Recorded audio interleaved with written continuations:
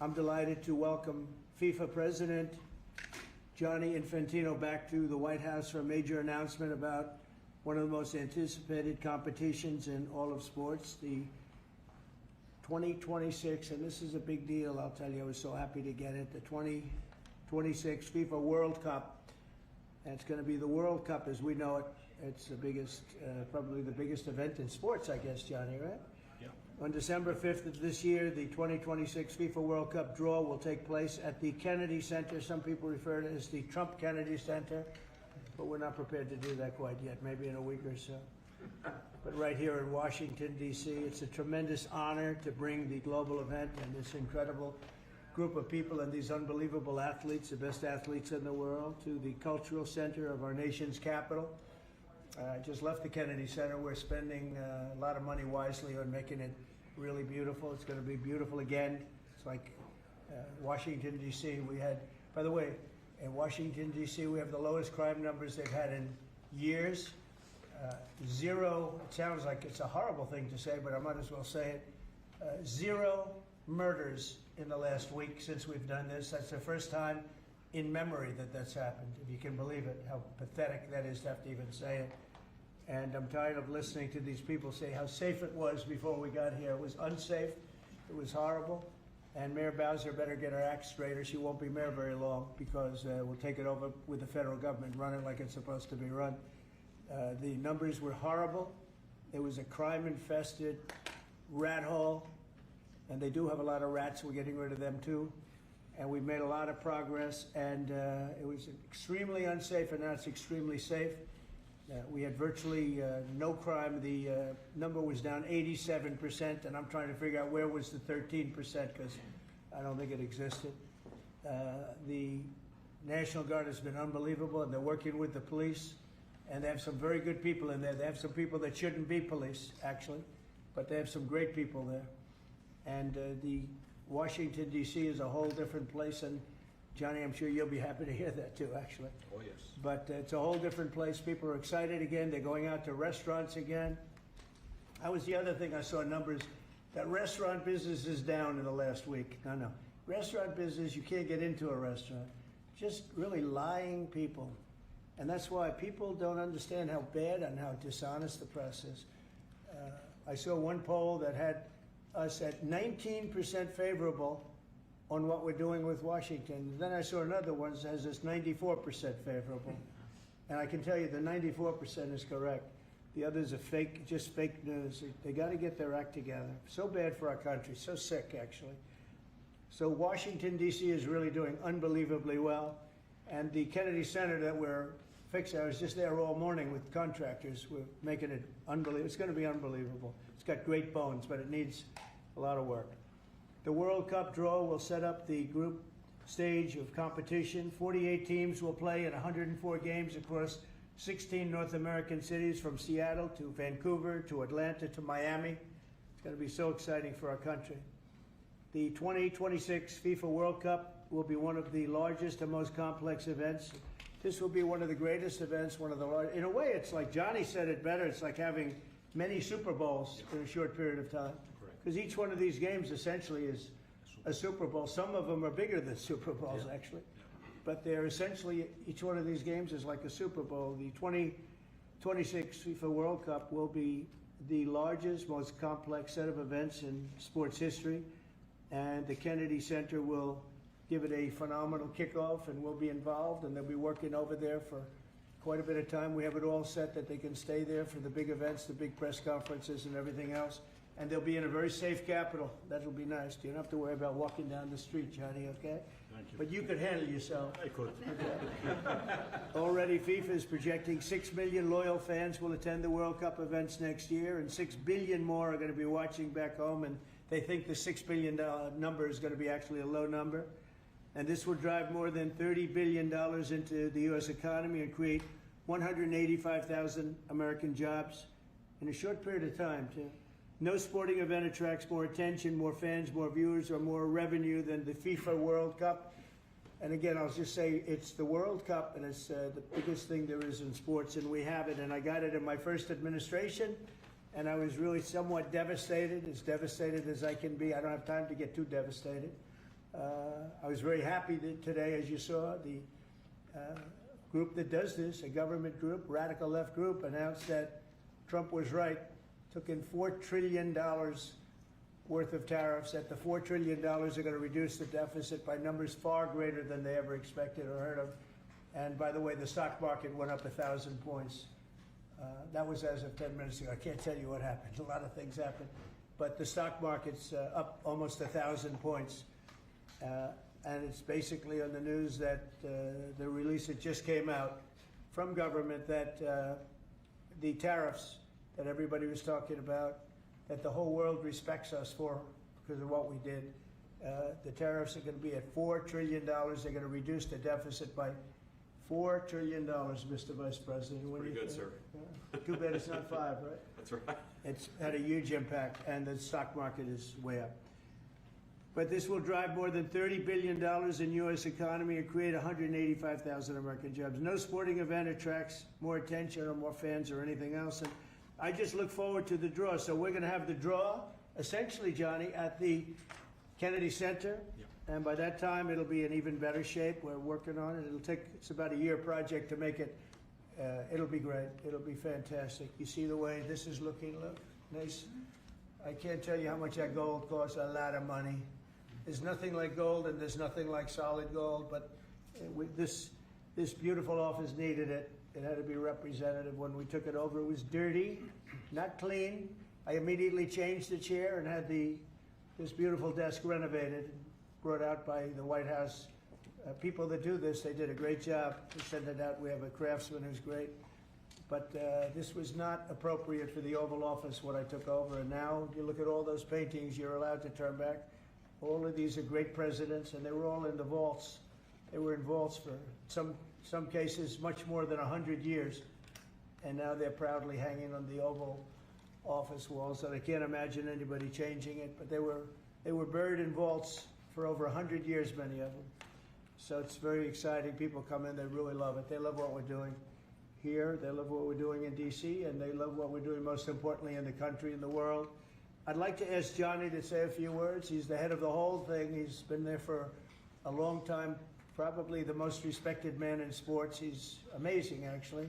Works very hard, and he's got the biggest event in the world coming right here to the United States. And we did a little for Canada, we did a little for Mexico. We thought, see, I'm a good citizen. I said, let them have a little piece. So we gave a little to Canada, see how nice I am? And we gave a little bit to Mexico. And Johnny, please say a few words. Thank you, President. Great honor for me to be here with you today, President, Vice President, Excellencies. Fantastic to announce what you said, which is the final draw of the FIFA World Cup on the 5th of December here in the capital, in the Kennedy Center in Washington, D.C. at 12 noon sharp. It will be broadcast live all over the world. 1 billion viewers will watch it, and it will determine, of course, the match schedule, which 48 participating teams will play. You said it, 104 matches in 1 month, 104 Super Bowls. This is not just the biggest, the greatest event, not just a sports event, it's a social event as well, with a lot of emotion. We are uniting the world, Mr. President, uniting the world here in America, and we are very proud of that. And those teams, those national teams who will come here to participate in this draw with their coaches, with their presidents, they will all be proud to be part of writing this history. And that's why we brought as well this, which is the winner's trophy. It is the trophy that the winner of the FIFA World Cup wins.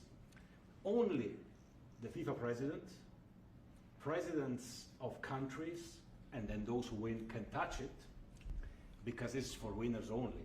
And since you are a winner, of course, you can as well touch it. It's pretty heavy. Yeah. It's the winner trophy. The last one who lifted that is Lionel Messi of Argentina. And here it is in the Oval Office in the White House. Can I keep it? For you? Well, you can keep it. We're not giving it back. We're not giving it back. That's serious. Oh, It fits well that here. goes very well on the wall right over there. We'll put it right below the angels. It fits well here. I That's think. beautiful, yeah. You can keep it until we have to give it to the next winner. That's fine. That's a beautiful piece of gold, I will say. Absolutely. That's beautiful. Yeah. So 6 billion viewers for the World Cup, 6 million coming to the matches, 30 billion economic impact, 185,000 jobs. This will be absolutely fantastic. The biggest event ever, and everything will start here in Washington D.C. at the Kennedy Center, or the Trump Kennedy Center. You'll see that how it will be called on the 5th of September at noon sharp. 5th of December, noon sharp. Then, if I may, Will they be doing most of the draws, all of the draws at the Kennedy? Well, how are you going to do that? yes, we'll do that at the Kennedy Center. We'll do all the other meetings around it with the coaches, with the broadcasters, with That's the great. sponsors, everything at the Kennedy Center. The whole You'll be very World happy. Cup starts, and everyone will be happy Yeah. because everyone has qualified for the World Cup, and they didn't yet play a game, so they didn't lose yet the game. So they all think they can Yeah. become world champion, right? They'll all be happy. Exactly. Now, By the way, an example, supposing we had a week ago when everybody was being killed and mugged and everything else, despite the phony numbers that were given out, that it was getting better. Brian, do you believe it was getting better or getting worse? Oh, the crime is getting worse. I mean, I was robbed. It was getting way What worse. after? How did the other guy come out? Well, he came out with my briefcase. How would you? Yeah. So, Robert 1, Brian 0. No, but can you imagine you do this and then you start hearing that they had a 20-year reduction of crime. It was worse during the Biden administration than anybody's ever imagined possible. And I guarantee you he wouldn't be here if those numbers continued.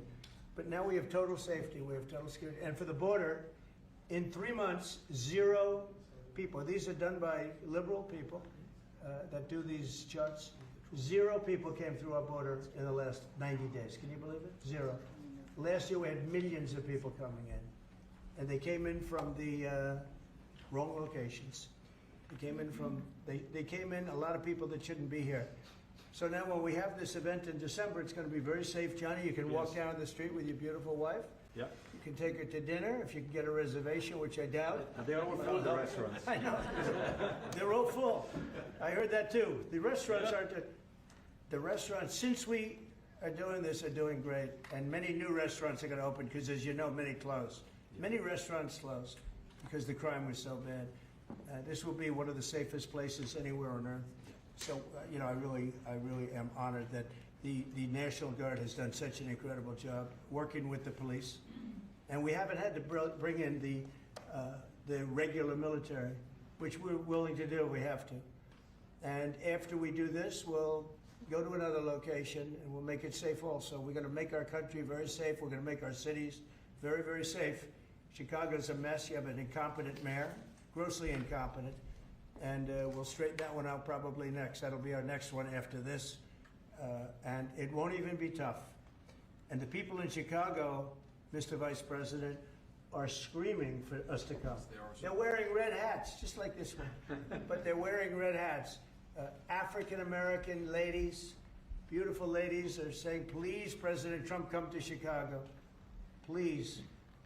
I did great with the black vote, as you know, and they want something to happen. So I think Chicago will be our next, and then we'll help with New York, and we're going to help with. And I think a lot of these people that you see on television, they're including the people in this audience. They'll say bad things about me, and then they'll say, "Thank God he's here," because half of them got mugged, and they don't want to get mugged again. But they work for they work for stupid people that are radical left, and they're made to do things and say things that they don't want to be saying. But the people right here are all happy because you're not going to be mugged in Washington, D.C. anymore. I just want to say Johnny's been my friend for a long time. He's an incredible guy, and we will lay out the red carpet. Andrew, you're going to be fantastic. Rick is going to be everything Rick ever touched has always worked out, and he's working with me on the Kennedy Center.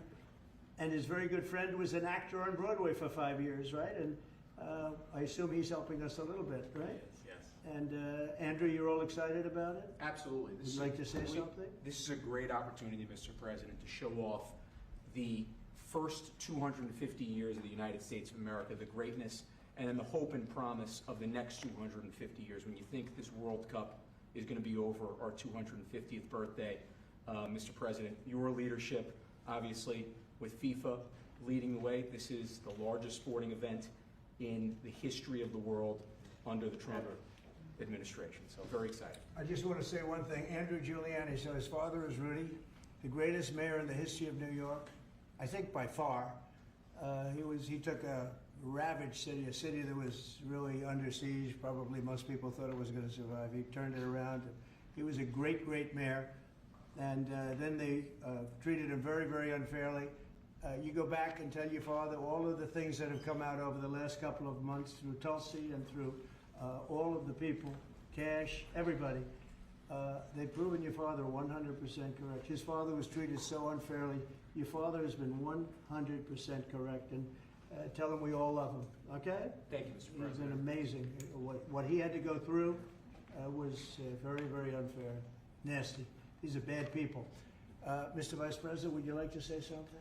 Well, sure, Mr. President. Thank you, and thanks to Johnny for being here. We're very thrilled about the World Cup. Just to echo something the President said about crime in Washington, D.C., this is the national capital of the greatest nation in the world, and we had murder rates just a few weeks ago that rivaled some of the worst third world cities anywhere, even in very, very poor regions of the world.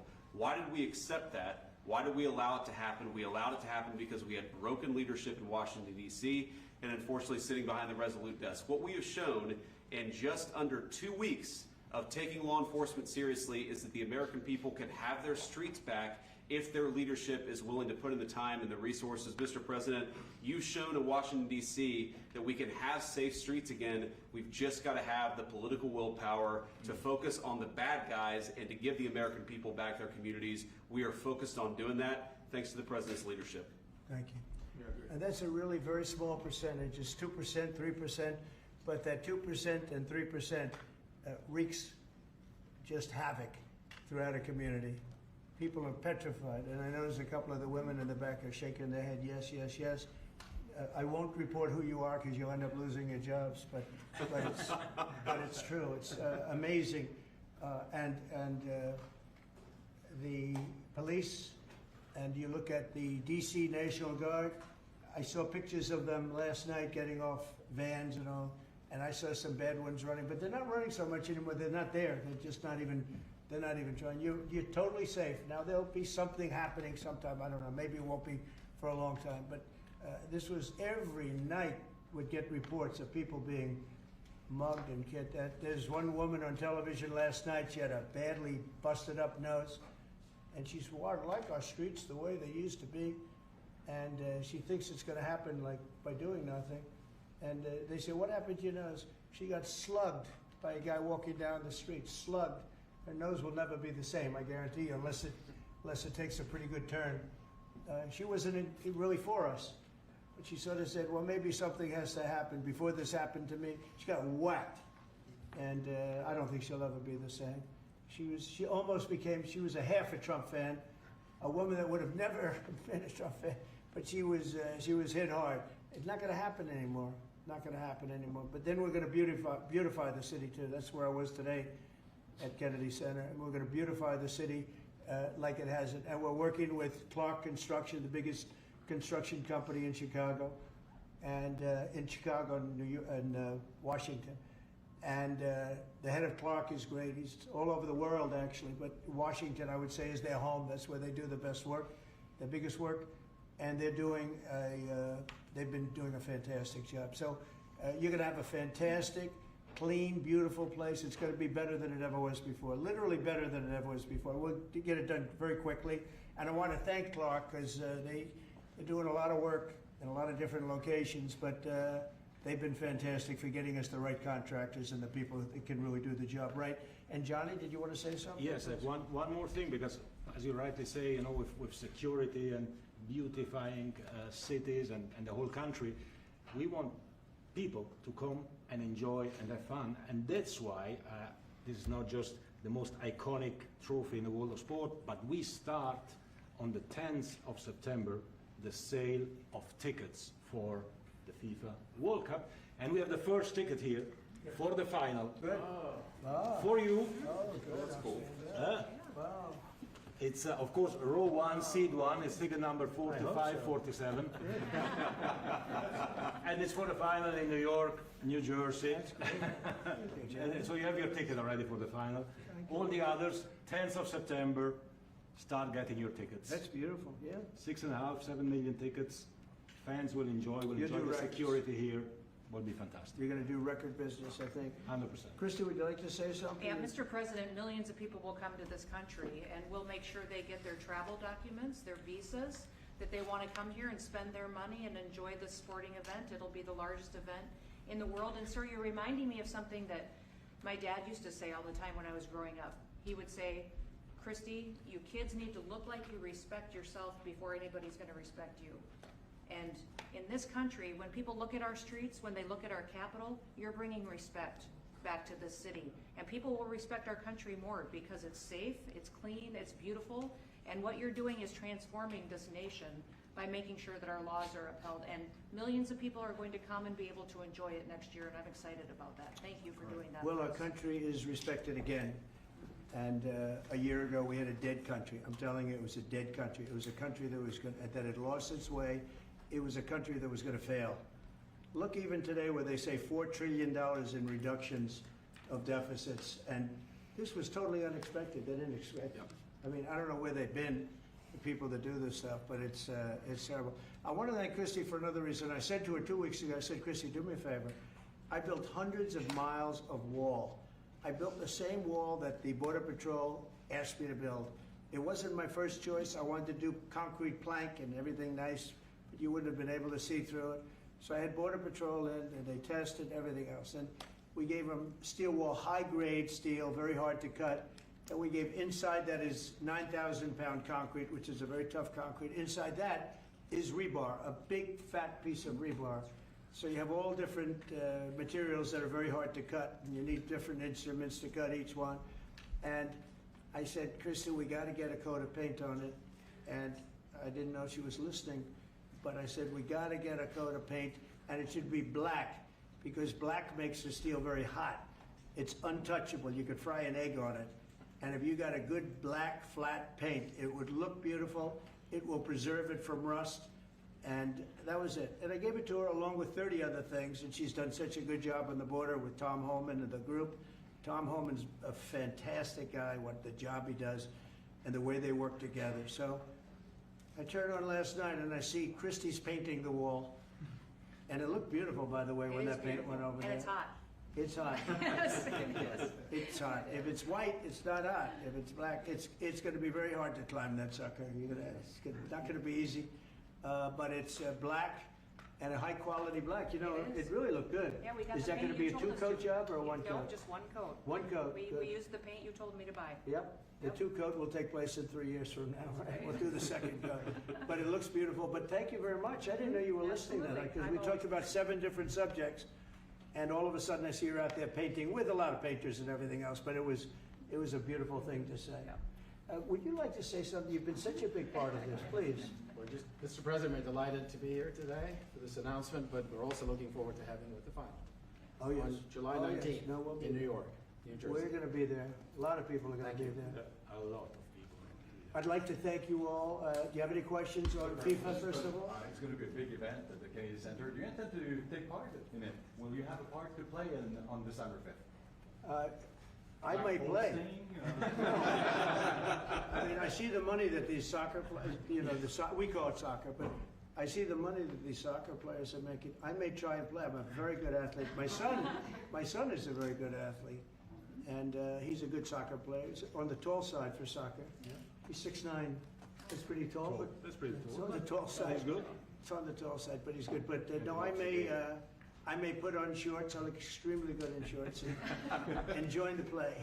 You know, no, it's going to be a lot of fun. It's going to be good. Many foreigners who want to come to attend the event are concerned about the visa situation. Can you reassure them? Yeah, they're going to have a very easy time getting in. Certain countries are going to be very, very easy, and other countries are going to be obviously a little bit more difficult. Would you like to explain that, Christy? Yeah, absolutely. We have a process set up that we'll be implementing on on getting visas approved. Everybody will be thoroughly vetted, but they'll be welcome to this country. It'll happen quickly, and we're excited for them to come. So I would hope that around the world, people know that the United States is excited to bring their family here to enjoy this event.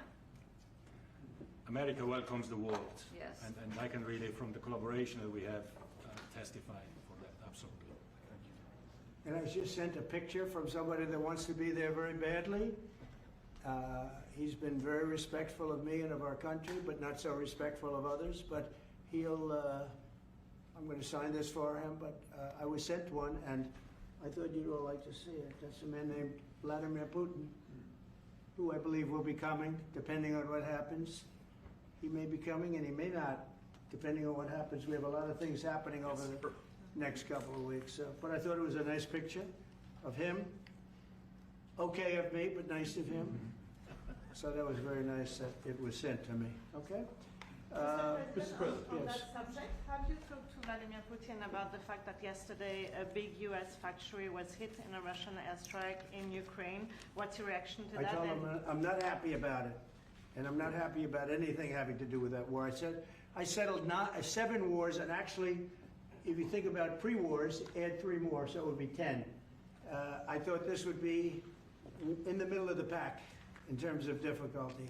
No, I'm not happy about anything about that war. Nothing. Not happy at all. We'll see what happens. I think over the next 2 weeks, we're going to find out which way it's going to go. And I better be very happy. How long are you willing to wait, President, a Mr. very good President? call with Prime Minister Carney of Canada yesterday morning. Yes. Actually, Canada is taking away some retaliatory tariffs. He's so- removing his tariffs, yeah. Exactly. He's removing his retaliatory tariffs, which I thought was nice. And we're going to have another call soon. Yeah, we had a very good call. You're getting closer towards an Well, I agreement like on him. trade? I like him. You know, look, I'm fighting for the United States. Canada and Mexico take a lot of our business over the years, over 25, 30 years, especially during the Biden years. They took a lot of our business, and it's basically all coming back into the United States now. Well, hot as a pistol, and it's coming back in. Because of tariffs and the incentives we give, it's coming back. And it's impossible, I think, for another country to stop it. And we are working on something. We want to be very good to Canada. I like Carney a lot. I think he's a good person. And we had a very good talk yesterday. So I think it'll be good. Mr. President, I have a question about the search of Ambassador Bolton's home. The Vice President recently just did an interview saying that it's about classified documents, but that there's also broad concern about him. What are the concerns? Well, that I you haven't have? spoken to Pam in the group yet, but I will be.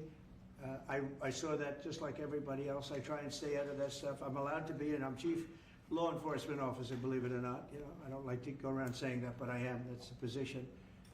But I purposely don't want to really get involved in it. I'm not a fan of John Bolton. I thought he was a sleazebag, actually. And he suffers major Trump derangement syndrome, but so do a lot of people, and they're not being affected by anything we do. I don't know anything about it. I just saw that. I'll find out about it. But if you believe the news, which I do, I guess his house was raided today. But my house was raided also, called Mar-a-Lago. They went through everything they could, including my young son's room and my wife's area. They went through her drawers, as the expression goes. They went through everything you can imagine. And when she came back, she said, she's very neat, you know, she's meticulous. And she looked and she said, whoa, this wasn't the way that she had it. So, you know, so I know the feeling. It's not a good feeling. Thank you. Mr. President, on Ukraine, how long will you give Putin? A couple of and weeks, we're going to figure it out. We'll find it. Do you think you'll have to intervene at some point? Look, it takes 2 to tango. You understand that. I wanted to have a meeting with those 2. I could have been at the meeting, but and a lot of people think that nothing's going to come out of that meeting. You have to be there. Maybe that's true. Maybe it's not. But we're going to see. In the meantime, people continue to die.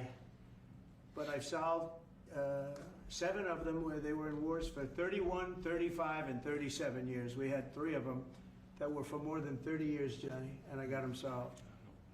And we solved one that could have been a nuclear war with India and Pakistan. That was getting ready to be a nuclear war. I solved them all. And this one, I thought we would have had it done by now, but it's more difficult. There's a lot of anger, a lot of hatred. There's a tremendous amount of hatred there. So but we'll see what happens. I think in 2 weeks we'll know which way I'm going, because I'm going to go one way or the other, and they'll learn which way I'm going. Mr. President.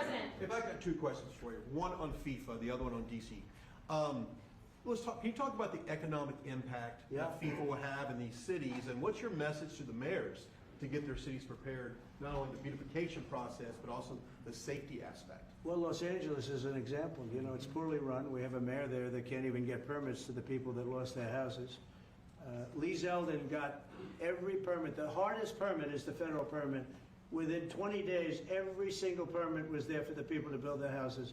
But people are writing us and they're saying they won't give us. The mayor is incompetent. The governor's incompetent. You know, Gavin, I know Gavin very well. He's an incompetent guy with a good line of bullshit. And he doesn't get the job done. And frankly, those people want to build their houses. It's terrible. They could have been built. Some of them could have been built already. But think of it, the federal government that has the most complex part, and it's the most complex environmental thing to do. We got it, everybody had it within 30 days. And they're not even close to getting their permits. And now they're talking about taking some of those sites and building low-income housing on them. These are high-end neighborhoods. And I'm all for low-income housing. I built a lot of low-income housing. I know all about 236. I know every program that there is in the government. I used every one of them. I know more about low-income housing than probably almost anybody. And it's great. It's fine. It's wonderful. But you don't build it in Pacific Palisades. You don't build it there. And you don't build it in the other areas that burned down. So they're talking about putting up low-income housing. And you talk about riots. They're going to have riots if that happens because you're taking the people's property away. They want to build their houses, and they're unable to get permits from the mayor and from the governor. And that's a terrible thing. But, and let me tell you, if I didn't send in the troops in Los Angeles, Johnny wouldn't be in Los Angeles. You wouldn't be having your World Cup there. I sent in the troops, and we kept it. And even the police commissioner, the sheriff and the police commissioner, they all said the same thing. They said, we could have never handled what was happening. You saw that, you were there. He said, we could have never handled what was happening. And then you hear Gavin Newsom, after it's all quelled, you hear Newsom get up and say, we could have done this for ourselves. No, they couldn't have. And if they could have, I wouldn't have taken the chance either. Okay, my second question is on crime prevention. Would you be open to expanding the national concealed carry to apply to DC like it does in other states like Texas? Yeah. Well, they have it in some states, and they feel strongly about it. You know, as you know, I'm in favor of it. People have to protect themselves. I'm a Second Amendment person, very simply. People have to be able to protect themselves.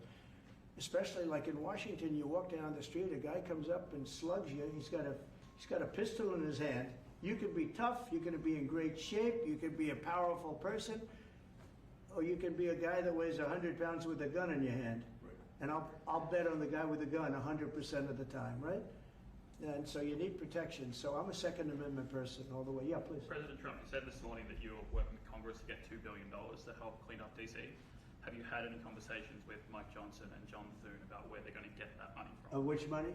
You said this morning that you're going to get $2 billion from Congress to help clean up Yeah, DC. I've spoken to Mike Johnson. I've spoken to John Thune, the Senate, the House. And I think it's going to be very easy to get. It's going to be not a lot of money. I wouldn't even know where to spend the number that you mentioned, but it's going to be money to beautify the city. Yeah, they're ready. Everybody wants to save DC. In one way, it's the easiest. The violence was more than any other city in the country, actually, by far. It may have been more than any other city in the world, if you could think. You know, we looked at some of the worst cities in the world. It was worse, and that's why it angers me to see the mayor saying about how they have it on the slide. Not on the slide. It was worse than ever. Yeah, we have no problem getting that money. That money will come out of Congress. I think it'll be even bipartisan. And is the plan I mean, I would imagine Democrats would vote for that one. Is the plan to get it before the September 30 spending deadline on the Hill? Well, I don't know if there is a deadline, because if I declare a national emergency, which this was, that ends the deadline. So, I mean, I keep seeing about a 30-day deadline, of which we have 22 days left or something. But if I think we're in great shape here, that's one thing. But if I don't, I'm going to just say it's a national emergency. And if I have a national emergency, I can keep the troops there as long as I want. If people are not going to want to have the troops, in 30 days, You know, it's one thing to get them out. It's another thing to keep them out for a long period of time. You've got to train people. You can't do this. You can't bop people over the head. And a lot of those people are in courts right now, going to court. They're going to go to jail for a long time. So that's going to take more than 30 days. But if I have to, I'll declare a national emergency, which I don't think I'll have to do. Yeah. Mr. President, Can I ask you about Russia? You said in 2 weeks you'll know whether you go Yeah, I one think I'll or know. the I other. think I'll know the attitude of Russia and, frankly, of Ukraine. It takes two. What are the 2 ways you can go at the end of 2 weeks then? Well, then I'm going to make a decision as to what we do, Or and it's going to be a very important decision. And that's whether or not it's massive sanctions or massive tariffs or both. Or do we do nothing and say it's your fight? Look, I would have never been in this war if I were president. You wouldn't have had this war. It was never going to happen.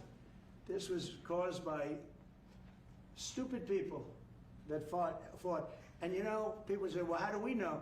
Because for 4 years, it was never even a subject. And Vladimir knew, and you see his picture right here. It was nice that he sent, but Vladimir knew very strongly we wouldn't have stood for it. It wouldn't have happened. 100% wouldn't have happened, but it did happen. And now they're losing from 5 to 7 young kids. Think of it, you're a parent and your son is leaving. He's Russian or he's Ukrainian. And he's leaving and they're waving goodbye. Nice, beautiful kid. Nice crew cut, all set. He wants to be a soldier. And goes there, first week he has his head blown off. And he's no different than you people, me. And it doesn't matter where. I mean, I solved a problem in the Congo that was vicious. Rwanda and the Congo, the Republic of the Congo. And they were fighting for 31 years, and it was machetes. People were getting their heads chopped off. That was going on for 31 years. I got it solved. You saw it. They came to the White House, and we signed an agreement. It was amazing. People can't believe we got it done. I love to stop killing. I really do. People thought it would be just the opposite. Hillary Clinton said, oh, he'll get us into a war. No, I'm getting everybody else out of wars. are you saying there's a real possibility then that you do nothing if Putin doesn't come to the table for a ceasefire or try to end the I'll war? see whose fault it is. If there are reasons why, I'll understand that. I know exactly what I'm doing. We're going to see whether or not they have a meeting. That'll be interesting to see. And if they don't, why didn't they have a meeting? Because I told them to have a meeting. But I'll know in 2 weeks what I'm going to do. I have pretty good ideas. Your Justice already. Department is also sending some of the Epstein files over to the House Oversight Committee today. That's Are you in support of them I'm in releasing support all of of them? keeping it open. If they wanted to Innocent release- people shouldn't be hurt, but I'm in support of keeping it totally open. I couldn't care less. You got a lot of people that it could be mentioned in those files that don't deserve to be. People, because he knew everybody in Palm Beach.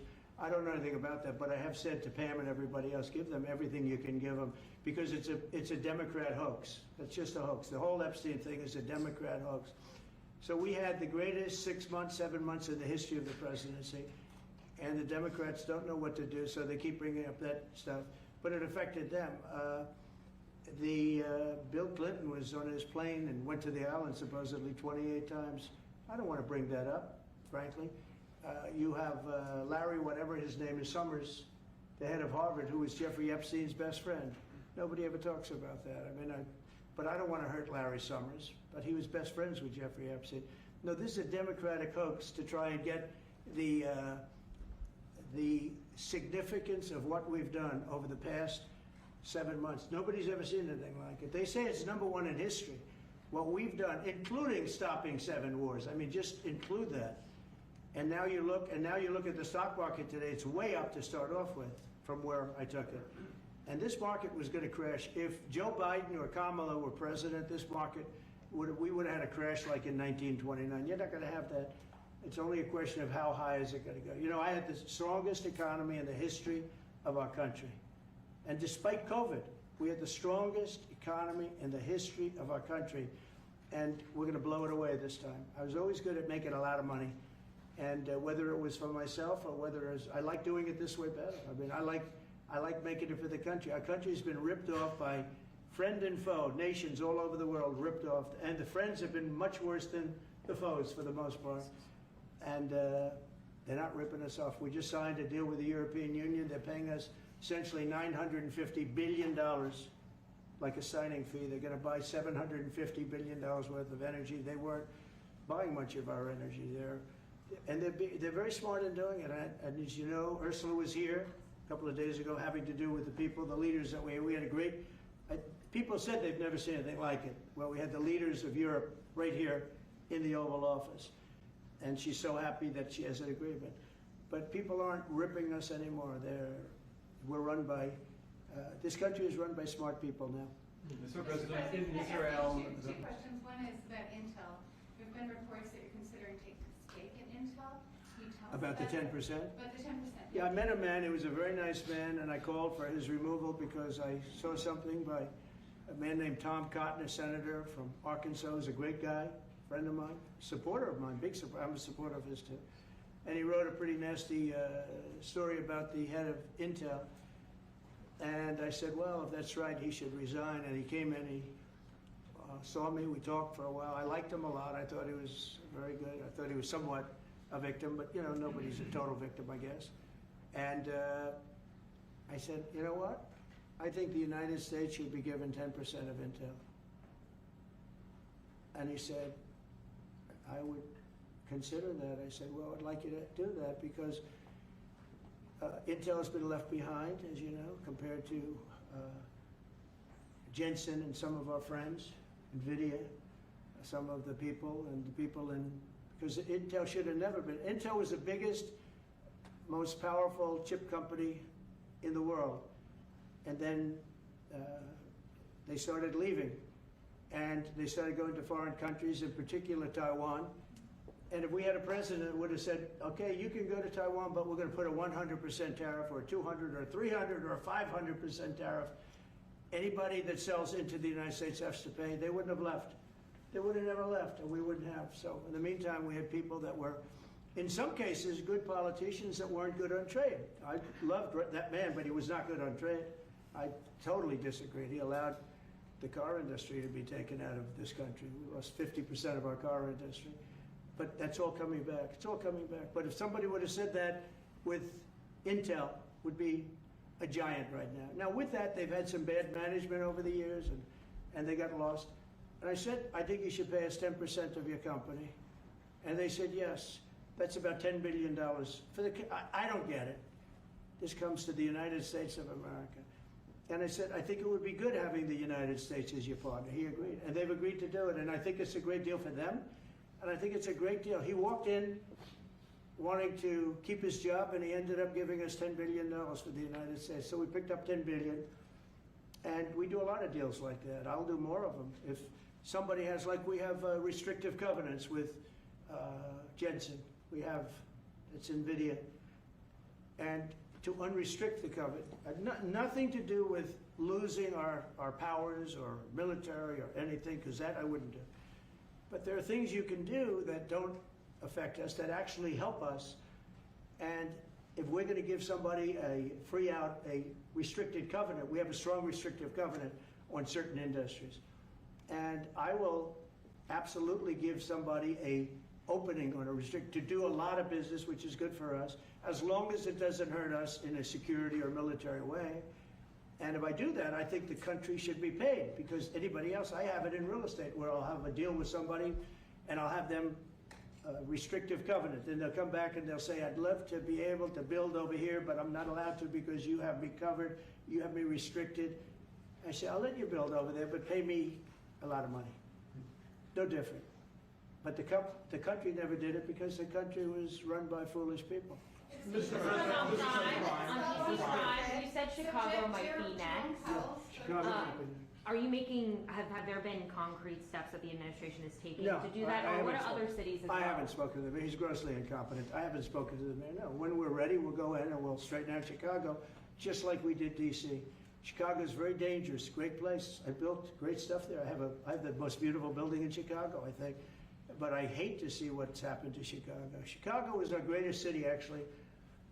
Bob Tisch, a great friend of mine, passed away. He used to own the Giants and very successful Lowe's.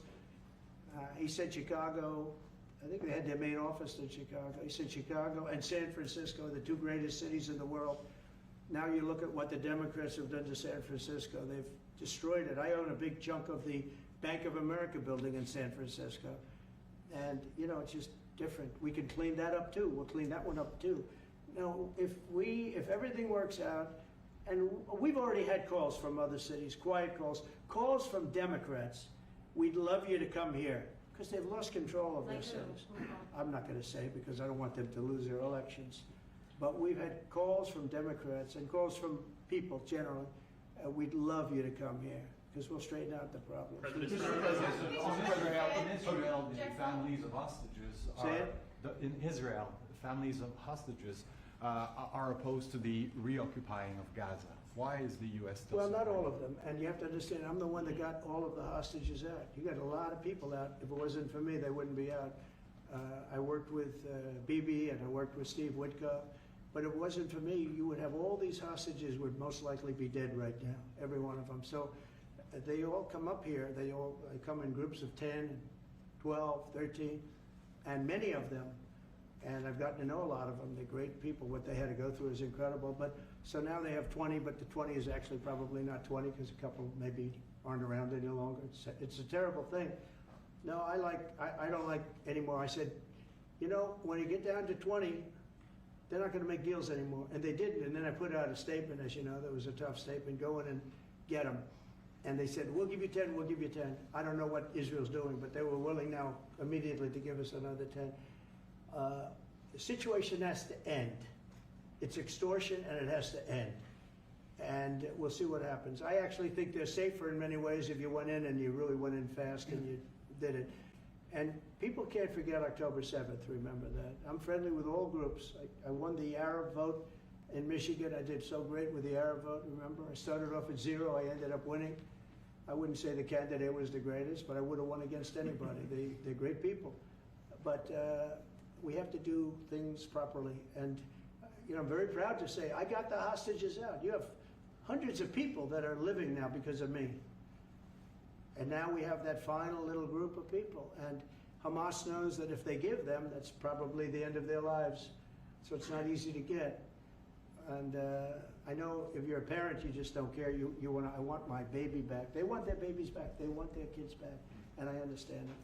But I got them out and did a good job. And we're doing everything we can to get the hostages out. Thank you all very much. Yes? So Jackson Hole, Jay Powell today said, he suggested that they might cut interest rates, but they haven't proceeded. Well, we call him too late for a reason. He should have cut him a year ago. He's too late. You know, we have a stock market that's up 1,000 points today. I better be careful because I'll go out there and I'll see it's down 1,000, right? But it's up 1,000 points when I came in here. We have a country that the market's the hottest it's ever been. The country's better than it's ever been. We have a military that I rebuilt largely in my first term. We had a great, successful first term, but this is going to be even better. But we rebuilt it. We gave a lot of it away to Afghanistan, but relatively small compared to the overall. But I think it was the most embarrassing day and period in the history of our country that they allowed those 13 wonderful people, but it's really hundreds of people were killed. And they don't talk about the 48 that was so severely wounded with no legs, no arms, nobody ever mentions them except me. But that was the worst day, the most, it just showed how incompetent. Frankly, if that didn't happen, I really believe that you might not have had the problem with Russia. I think Putin was sitting there watching these stupid people running our country and said, this is a time to invade. It's, this is a time. And then Biden made the statement, well, he can do a small incursion. When he said that, it was off to the races, right? When he said he can do a small incursion, remember that? I was surprised he knew the word incursion. I didn't think he had that good of a vocabulary. I want to thank everybody. It's very important to me and to everybody up here, the World Cup. And Johnny has been so incredible. I mean, he's really a great leader. I mean, to think, I said, Johnny, do it by phone. You don't have to come. No, he said, I'll come. And he flew all night long to be here and listen to this about how great we're doing in D.C. But he's a fantastic leader, and this will be your most successful World Cup ever. Thank you, Jim. Thank you so much. Yeah, can he win it, Mr. President? I don't know. That's I watch some of those teams go around. They go down that field. I don't know. But let me ask you: what chance does America have of winning? Well, the home team always has a good chance to win. It depends he's how a it good starts. diplomat. No, but has some Oh, good we have a players. shot. We have a- Yeah, we yeah, have of a course, chance. of course, you have a chance. You have a Will chance. Bear be going to any of the games, Mr. President? I'd love to have him. He'd love to. He's very tall. Maybe we could make him a goalie. The goalies are very tall now, right? I Yeah, know. goalies are very tall. The goalies, well, he'd be a perfect goalie. 100%. At his height, he'll be a great Yeah, goalie. exactly. So we'll put him on the American team. Yeah. No, but do Goal. the Americans have a chance of like getting into the quarterfinals? Yes, right? definitely. No, Yeah. the quarterfinal, definitely. But then, as the tournament goes on with the public 250 years of United States, let's not forget, they will all feel Yeah. energized about that. You know, it's amazing. The talent is really great when you watch these things. I went to the game 2 weeks ago, and it was a big upset. But you look at these people, the way they pass it, it's amazing, really amazing. It's Yeah. a great art, right? Yes, It's it great is. talent. It is incredible. You know the Will draw expression- names out of the hat? It's a what? Will you draw the names of the that's- investors? Will you? I don't know. That's That's something. an He's the boss. That's an interesting proposal. He's the boss. Well, We'll discuss that. it's going to be great, and I think the American team is going to do well. I mean, I hear it's a very good team. Good luck, everybody. Thank you very much. Thank you, Mr. Thank you so much. President, you got it.